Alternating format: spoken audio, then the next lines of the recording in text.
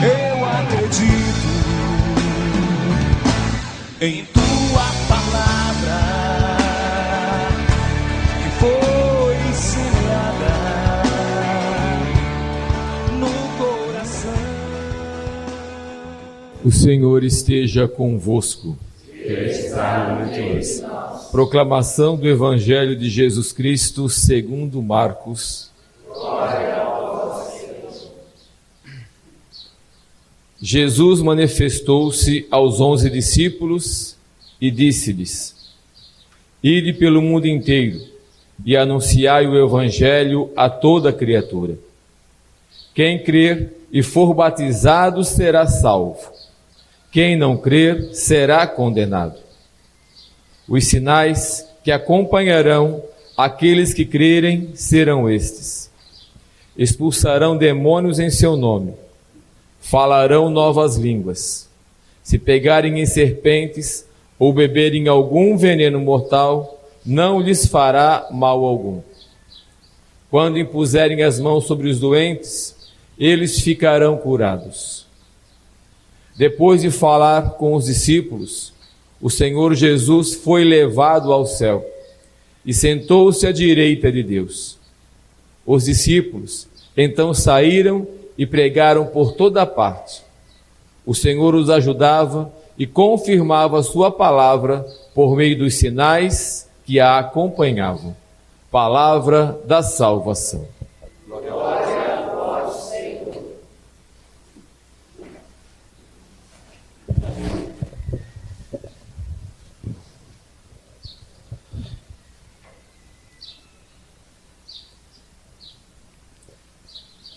São Marcos fez uma experiência profunda de Jesus. Ouviu as testemunhas, andou com as testemunhas. Pedro, que viu o Senhor escolhido pelo próprio Jesus, que foi testemunha ocular de tudo aquilo que era a promessa de Deus no Messias. Pedro, escolhido por Jesus para ser o chefe da igreja, por assim dizer, o primeiro entre os apóstolos. Marcos bebeu dessa fonte. Mas Marcos bebeu também da fonte daqueles que vieram depois e que foram fazendo uma experiência de Jesus ressuscitado depois da Páscoa e de Pentecostes. Homens e mulheres que fizeram uma experiência na fé. E na fé, deram a vida por causa de Jesus. Sobretudo Barnabé e Paulo, colunas da igreja que nascia na experiência do ressuscitado. Paulo não conheceu Jesus como Pedro conheceu. Paulo conheceu Jesus na fé, fazendo uma experiência em Damasco, onde ele foi tomado pelo Espírito de Cristo e viveu um profundo e fecundo processo de conversão, à luz da experiência que fez. Então, Marcos bebeu da fonte daquele que tocou o Senhor, e Marcos bebeu da fonte daqueles que experimentaram o Senhor na fé. Por isso, ele vai deixar um testemunho bonito para nós. O Evangelho de São Marcos, o primeiro a ser escrito entre os 4 evangelhos, reconhecidos pela igreja como caminho de revelação, foi escrito pelos anos 70, mais ou menos, depois de Cristo. Então já havia passado por volta de quase 50 anos, mais ou menos, 30 e poucos anos depois da morte de Jesus, mais ou menos. Se a gente for contar o que a exegese moderna fala hoje. Jesus deve ter morrido, não aos 33, como a gente diz, mas por volta dos 36, 37, 38 anos, mais ou menos. Então, Marcos, com quase 40 anos depois, recolhe todas essas experiências depois de ter vivido, repito, com alguém que experimentou o Senhor sensivelmente, que viu, que foi testemunha ocular de tudo o que aconteceu, e de alguém que fez uma experiência forte na fé do ressuscitado, de Pentecostes sobretudo. E aí Marcos, depois dessa caminhada, escreve o seu evangelho, recolhendo textos antigos como uma fonte chamada Quelli, uma fonte das palavras de Jesus, de tudo que foi recolhido naquele tempo. E escreve o seu evangelho. Como?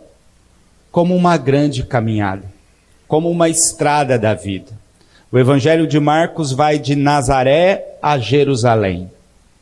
Vai do caminho que Jesus faz assumindo o seu ministério até o momento da ascensão, onde ele volta para Deus e entrega a missão a nós. É uma grande subida, na verdade, porque Nazaré fica no sul, embaixo, e Jerusalém no norte. Então é uma grande subida para Deus. Um caminho de fé. É esse o convite que, ao lembrar Marcos, o evangelista, como eu disse, patriarca da igreja da igreja cópita, uma das igrejas mais antigas do cristianismo, Marcos nos convida a fazer esse caminho, a fazer essa subida de fé. Somos convidados, como ele, a experimentar Jesus Cristo vivo e ressuscitado na fé. E na fé esperar Pentecostes. Na fé ser batizado em nome do Pai, do Filho e do Espírito Santo. Na fé deixar-se tomar pelo Espírito de Cristo, pelo Espírito de Jesus, pelo Espírito Santo. E nessa unção do Espírito, viver a graça dos carismas. Isso fica narrado nesse capítulo 16, onde, final do Evangelho, onde ele convida. Saiam agora, batizem em nome do Pai, do Filho e do Espírito Santo, recolhendo a fórmula com que esses cristãos do tempo de Marcos já faziam.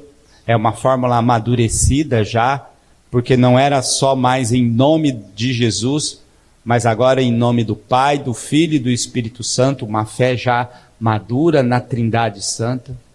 E aí, tomando posse dos carismas, dos dons do Espírito que estão ali. Por isso, ir para evangelizar com poder, poder de vencer os inimigos, poder de pisar serpentes e escorpiões, poder de vencer o veneno da serpente do pecado que muitas vezes envenena, como envenenou na árvore do paraíso. É essa a força do testemunho que Marcos nos convida. Termino lembrando a primeira leitura da carta de São Pedro, que cita Marcos. Pedro chamando Marcos de meu filho, mostrando do primeiro Papa um carinho todo especial por Marcos, mostrando o quanto Pedro impactou a vida de Marcos e quanto Marcos amava São Pedro. São Pedro chamava de meu filho. E aqui no versículo 7 tem para nós, a partir do 5, alguns mandamentos, mas depois algumas dicas de São Pedro para a gente viver bem a fé. Depois você leia, é do versículo 5 ao 14.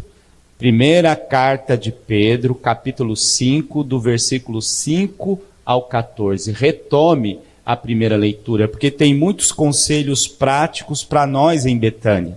Desde aprender na humildade, de ouvir na humildade, de ouvir, humildemente, pedindo para se rebaixar, porque só os que se humilham alcançam a vontade de Deus. Só os que são dóceis, em outra tradução, só os que são dóceis alcançam a vontade de Deus, na fé.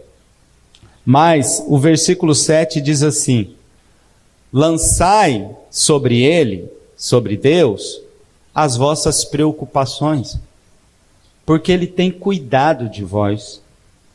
Lançai sobre Ele as vossas preocupações, porque Ele é quem cuida de vós. Uma das coisas que mais derruba um filho, uma filha de Betânia, e a todos nós, é o que eu chamo de ansiedade tóxica.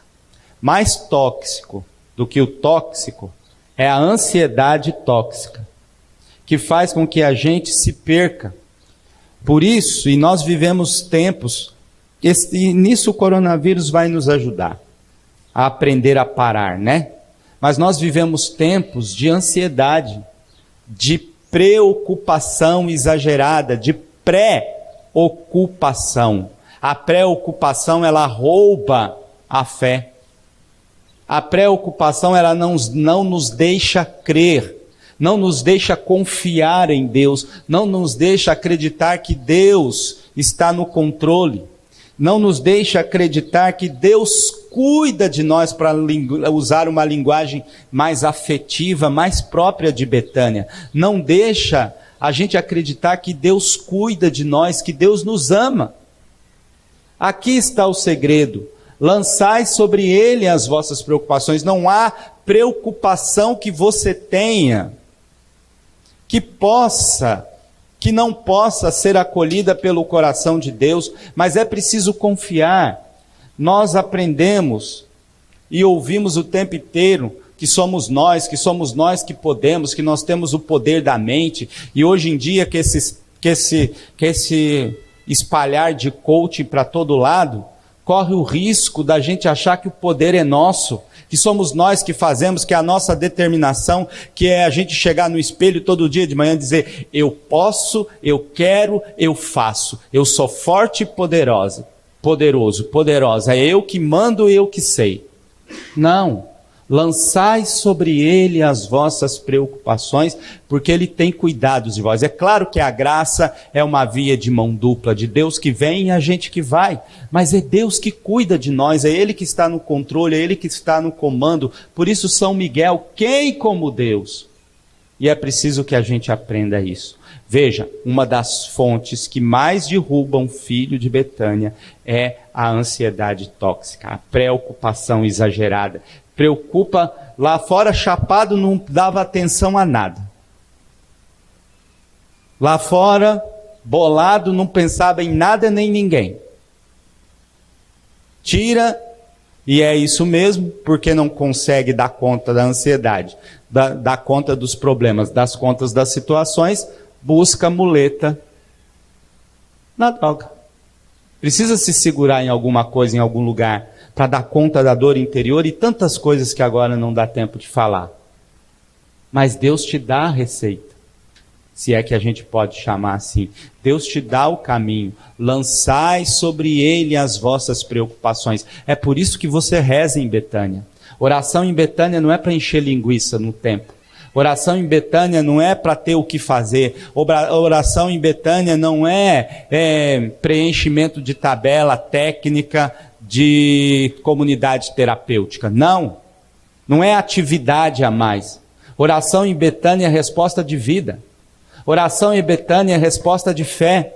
Oração em Betânia é exercício daquilo que Marcos experimentou e que vislumbrou num evangelho como uma caminhada, como uma subida para Deus, de Nazaré a Jerusalém, para poder ascender, para poder ter Pentecostes, para poder receber o Espírito Santo, viver da fé no Pai, no Filho e no Espírito Santo e exercitar os dons que nos são dados quando a gente crê no Cristo, para vencer todos os inimigos. Quando o Evangelho termina dizendo que nós venceremos, pisaremos sobre cobras, serpentes, que beberemos veneno e nenhum mal nos fará, é disso que ele está dizendo. Significa colocar as nossas preocupações nas mãos de Deus, porque Ele cuida de nós. Em tempos de coronavírus, de dificuldades que virão por causa da pandemia, situação econômica, situação de todas as matrizes por causa das consequências desse vírus que modificou a maneira da gente viver e conviver, diante de tudo isso, diante das incertezas políticas, vamos chamar assim, viroses próprias lá do Congresso, do Palácio do Planalto e de tantos outros lugares, nós só temos uma resposta: Deus cuida de nós. Não é briga de Moro e Bolsonaro que vai nos roubar a paz, porque Deus está no controle de tudo. Ele cuida de nós. Por isso, sede sóbrios, vigilantes. O vosso adversário, o diabo, olha a palavra de São Pedro, o vosso adversário, o diabo, vos rodeia como um leão a rugir. Se fosse lá no Nordeste, ele ia dizer, nos arrudia, como um leão a rugir. Então ele não dá folga. Por isso, resisti-lhes, firmes na fé, certos de que iguais sofrimentos atingem também os vossos irmãos pelo mundo afora. Isso é muito forte em São Pedro. A gente acha que somos só nós que sofremos. Somos só nós que somos os coitadinhos, as vítimas, que temos problemas em casa, na família, com a comunidade, com os irmãos, que, sabe, igual o Uruca, Deus, dia miserável, arrastando chinela pelos corredores, pelas casas, pelos caminhos de Betânia. Acha que no mundo somos só nós que sofremos, somos só nós que temos problemas, sou só eu que sofro. Não. Resisti-lhe, firmes na fé, porque o diabo é astuto. Certos de que iguais sofrimentos atingem todo o rebanho humano, para falar de outro jeito. A nós cabe lançar sobre ele as nossas preocupações, porque ele cuida de nós. Coloquemos tudo isso no altar do Senhor, com o coração certo de que Deus cuida de nós e que somos chamados a, como São Marcos, viver na fé e viver da fé.